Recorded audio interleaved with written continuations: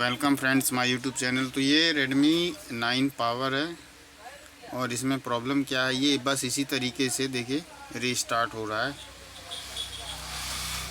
Only restart हो रहा है, बस हो गया और कुछ नहीं हो रहा है। तो इसको आज रिपेयर करेंगे, देखते हैं इसको हम किस तरीके से सही कर सकते हैं।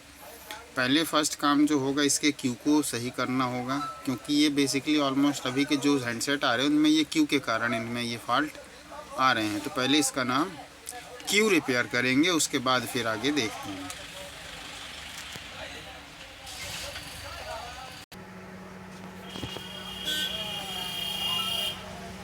तो ये है इसका क्यू,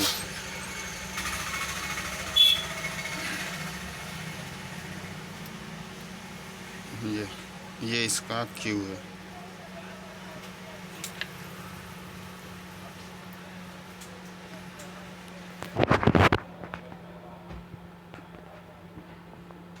ये देखिए ये क्यू है, इसको अभी रिपेयर करते हैं और फिर चेक करते हैं, मतलब रिसोल्ड वगैरह करेंगे।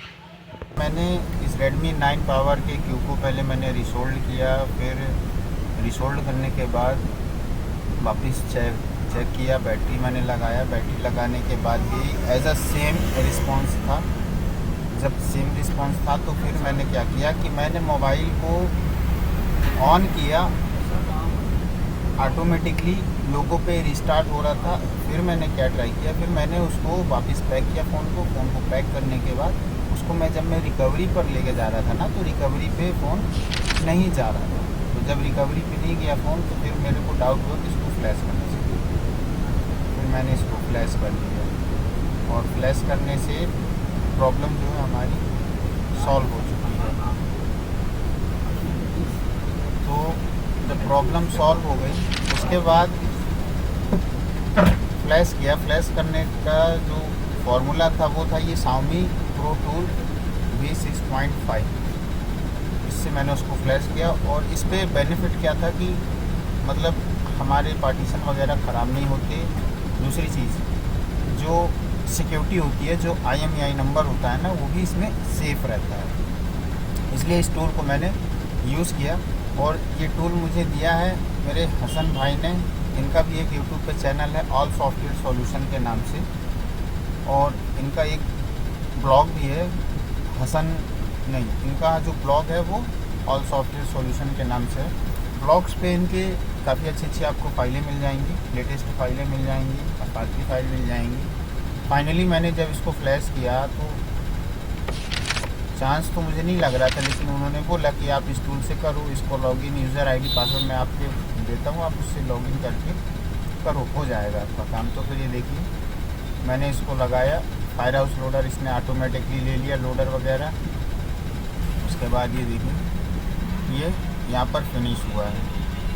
और दूसरी चीज़ पार्टीशन इन्फॉर्मेशन इन्होंने ओके बोल दिया है ना, डिसराइज्ड पार्टीशन ये भी ओके कर दिया इन्होंने, वाइपिंग पार्टीशन FRP भी इन्होंने रिमूव कर दिया, और setting device boot disk 1 okay कर दिया और रिबूट हुआ। रिबूट होने के बाद जो है हैंडसेट जो है ना हमारा प्रॉपरली वर्किंग पे आ चुका है, ऑन हो गया है।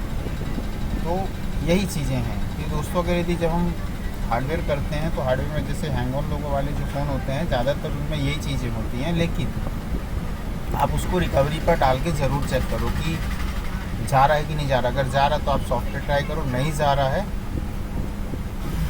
जा रहा तो भी आपको सॉफ्टवेयर ही करना पड़ेगा। पहले आप सॉफ्टवेयर करिए, फिर उसके बाद आप हार्डवेयर पे जाएं। तो यही चीज़ें थी। Thank you. तो ये देखिए फ्रेंड्स, ये हो गया हमारा हैंडसेट प्रॉपरली ऑन। ये देखिए ये वही हैंडसेट है, अगर यदि आपको मैंने दिखाया था इसको ओपन करते समय, ठीक है। और ऑल बॉक्स एक्टिवेशन वगैरह ये करते हैं, इनका नंबर भी मैं आपको डिस्क्रिप्शन में दे दूँगा, और इस फाइल का फ्लैश फाइल का लिंक और टूल का लिंक भी मैं आपको दे दूँगा। तो दोस्तों अगर वीडियो अच्छा लगे ना तो लाइक शेयर सब्सक्राइब ज़रूर करिएगा। मिलते हैं नेक्स्ट वीडियो में।